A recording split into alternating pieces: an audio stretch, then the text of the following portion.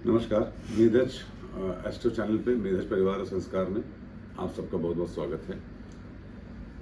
समय मिल नहीं पाता है वीडियो बनाने का, मगर मैं पूरी कोशिश कर रहा हूँ कि वीडियो बनाना शुरू करूँ और रेगुलर वीडियो बनाना शुरू करूँ।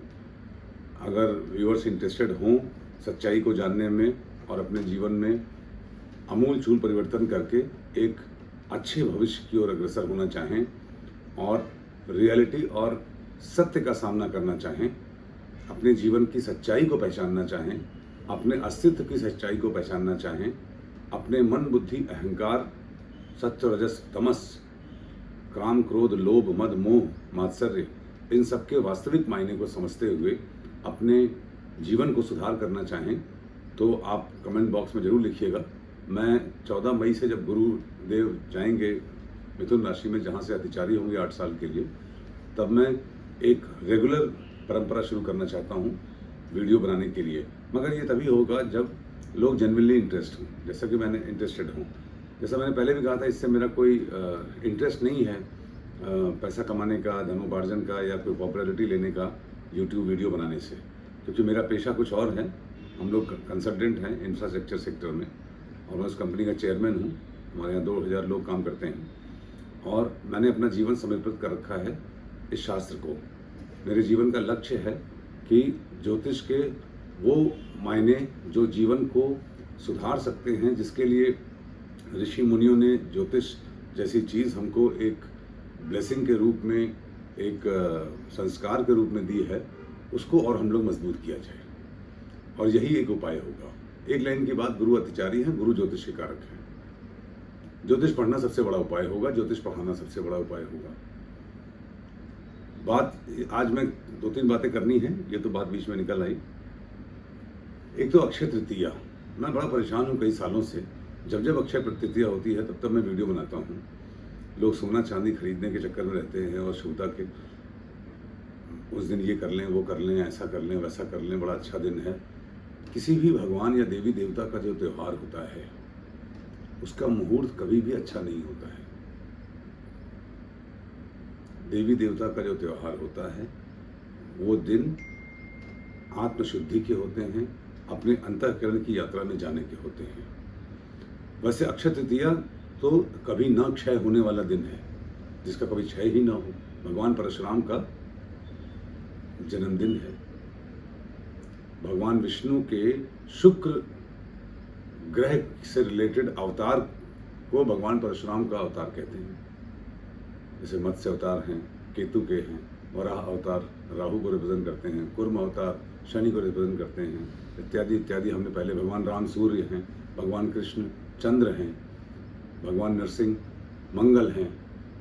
तो इस प्रकार से परशुराम जयंती मनाना ज़्यादा बेहतर होगा, क्योंकि शुक्र वर्तमान में मीन राशि में उच्च के हैं। जहाँ तक अक्षय तृतीया की बात है, सोना खरीदना सर्वथा वर्जित है इन अक्षय तृतीया में, इसमें भी और पूर्व के वर्षों में भी जो हुए हैं। क्योंकि आप समझिए, तिथिश्च श्रीम मापनोति, पंचांग से देखा जाता है ना ये तिथि कैसी है। भगवान परशुराम का जन्म तब हुआ जब तृतीया तिथि थी। तिथिश्च श्रीम मापनोति, तृतीया क्या है? तृतीया का ग्रह है, पाप ग्रह है, कर्म ग्रह है मंगल, और भोग ग्रह है बुध।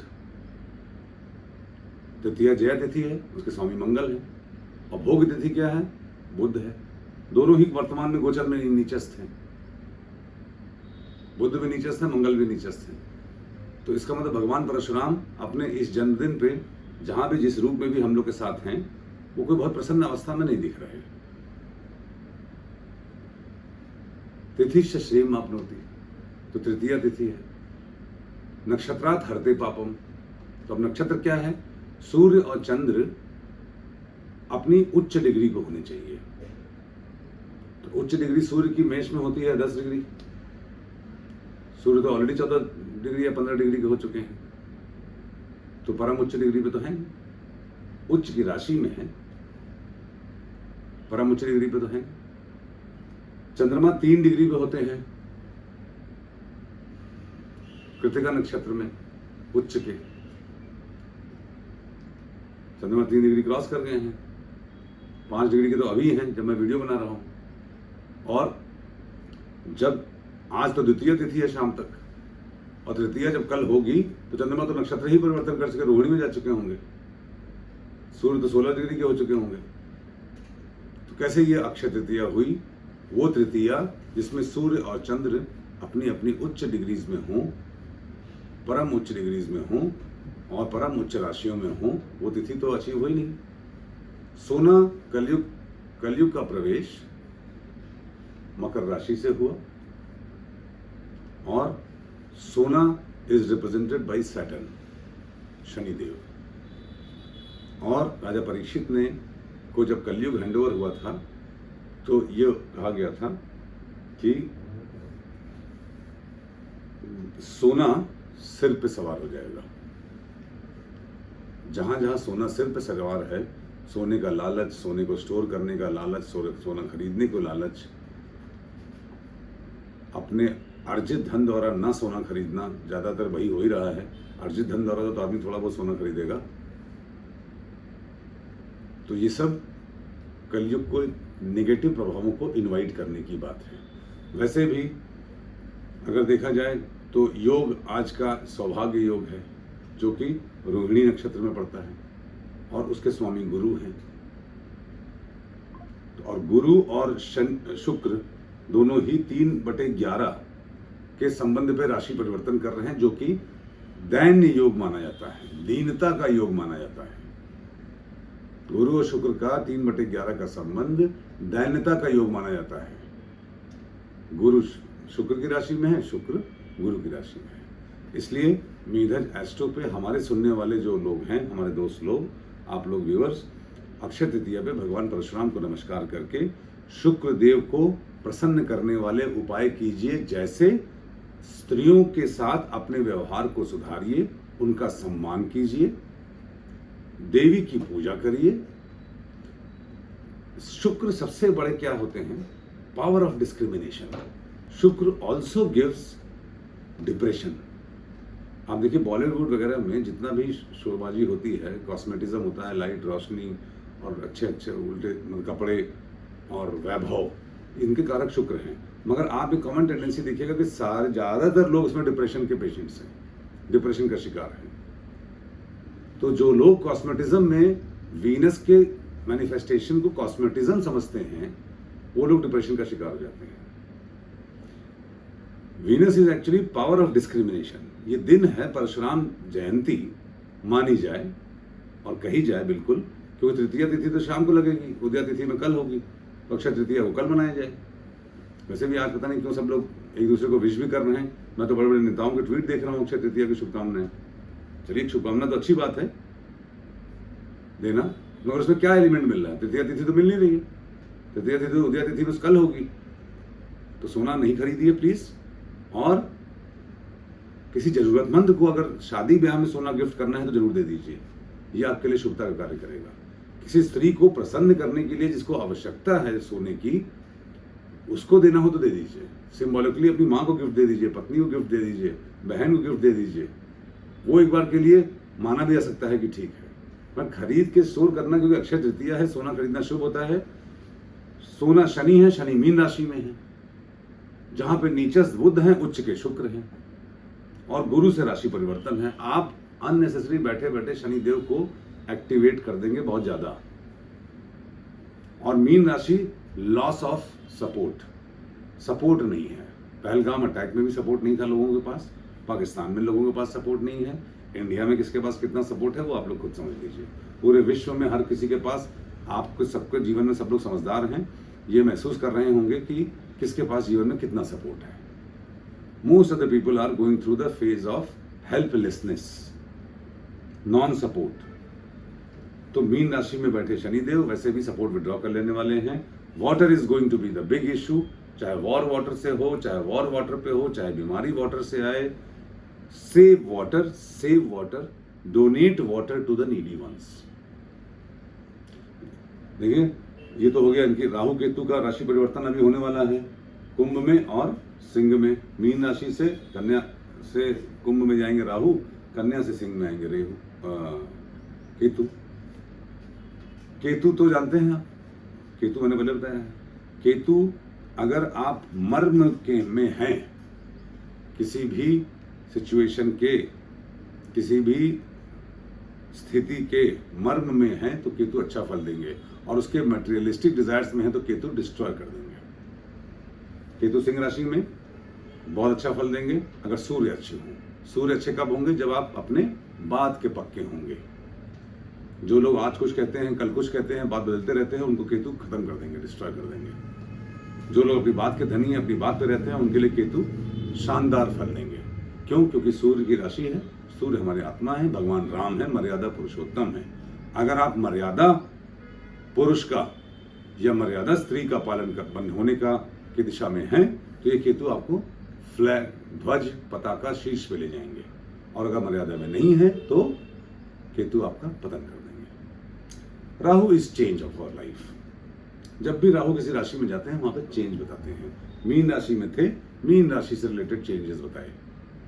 अब कुंभ में जाएंगे, कुंभ जहां भी कुंडली में है वहां पे चेंज होगा। राहु जहां पे भी हो वहां आप समझ लीजिए CHANG, चेंज, परिवर्तन। कुंडली में जहां पे भी राहु दिखें आप समझिए यहां पे चेंज होगा। राहु को उनके घर वालों ने इज्जत नहीं दी, वो पूछा नहीं, जहां पे राहु है वहां पे आपकी पूछ नहीं होगी, इज्जत नहीं होगी। ये आपका टेस्ट होगा और वहां पे उस हिसाब से परिवर्तन करते हुए आपको माया से दूर रहना है। मान लीजिए कि राहु किसी के लग्न पे है तो उसको उसकी आइडेंटिटी की एक्सेप्टेंस नहीं हो पाएगी। मगर ये नहीं कि आपको अपनी अच्छाइयां छोड़ देनी है, अच्छाइयां करते हुए उम्मीद नहीं रखनी है और अपने अंदर आमूलचूल परिवर्तन करना है। ये तो हो गया राहु केतु।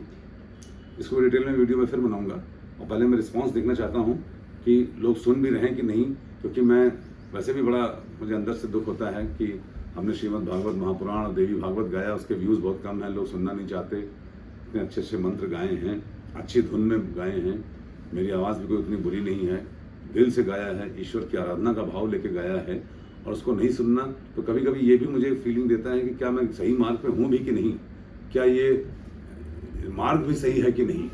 क्योंकि अगर 130 करोड़ की आबादी में और मेरे खुद के जानने वाले लोगों में कम से कम 4-5 लोग तो मैं जानता ही हूँ, 4-5 लाख लोग तो मैं जानता ही हूँ, उसमें से भी अगर व्यूज़ 200, 300, 400 आते हैं, इसका मतलब हो सकता है मैं ही गलत हूँ। तो ये मैं इवैल्यूएट कर रहा हूँ।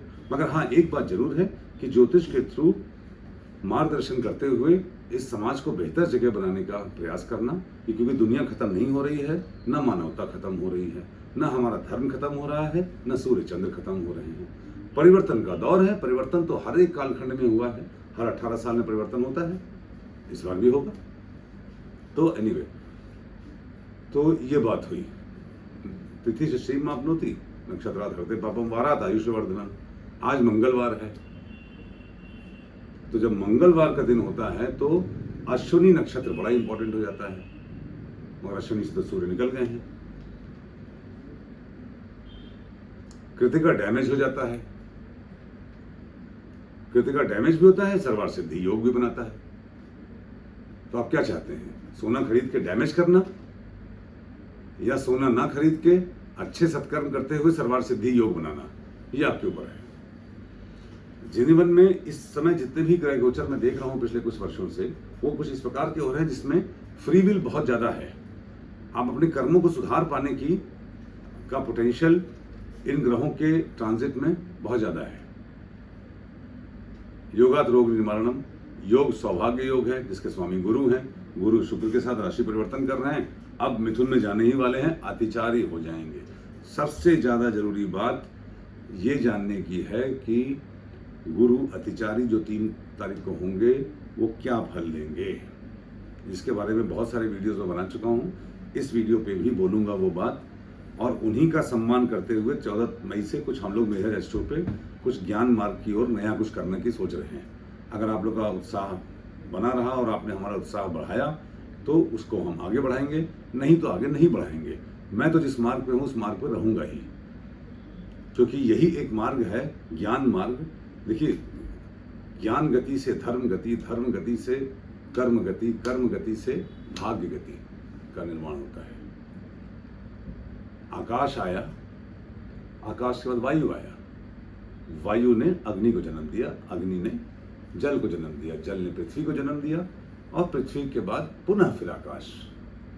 मतलब पृथ्वी पहले नष्ट होगी, फिर वायु, फिर जल, फिर जल, फिर अग्नि, फिर वायु।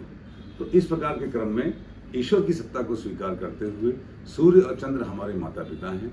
इनकी रिलेटिव मोशन ही वो एनर्जी है जो हम सबके अस्तित्व का कारण है और हम लोग का अस्तित्व है। उसको स्वीकार करते हुए हम इस मार्ग पे बढ़ें।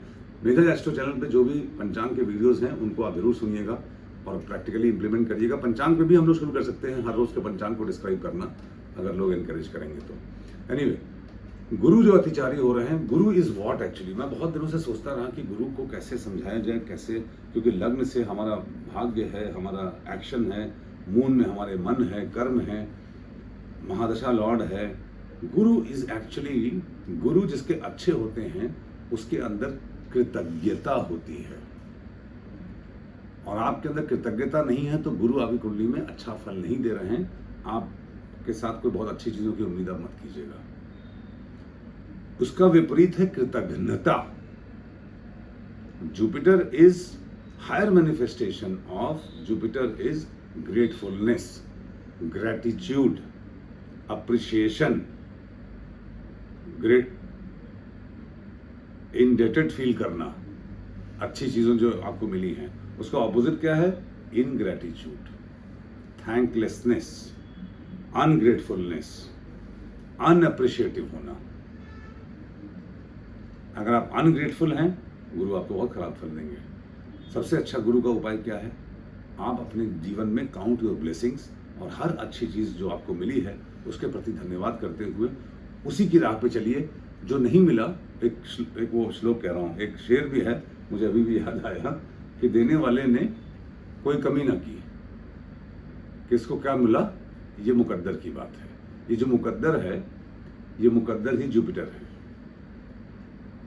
which is directly proportional to the level of gratitude, gratefulness you have in your life. और गुरु क्या है? ज्ञान है। अगर ग्रेटिट्यूड है, गुरु अच्छे हैं, तो संपदा के कारक हैं गुरु। सबसे बड़े प्लैनेट हैं, देवताओं के गुरु हैं, सारे कष्ट हर लेंगे।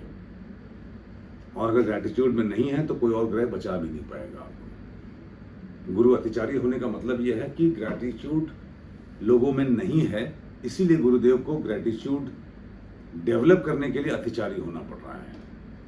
अगर कोई बहुत बड़ा पहाड़ आपके तरफ आता हुआ, गिरता हुआ दिखे तो आपको क्या लगता है, उसको कौन रोक पाएगा? वैसे ही गुरु को समझिए आप। वो पहाड़ जो आ रहा है,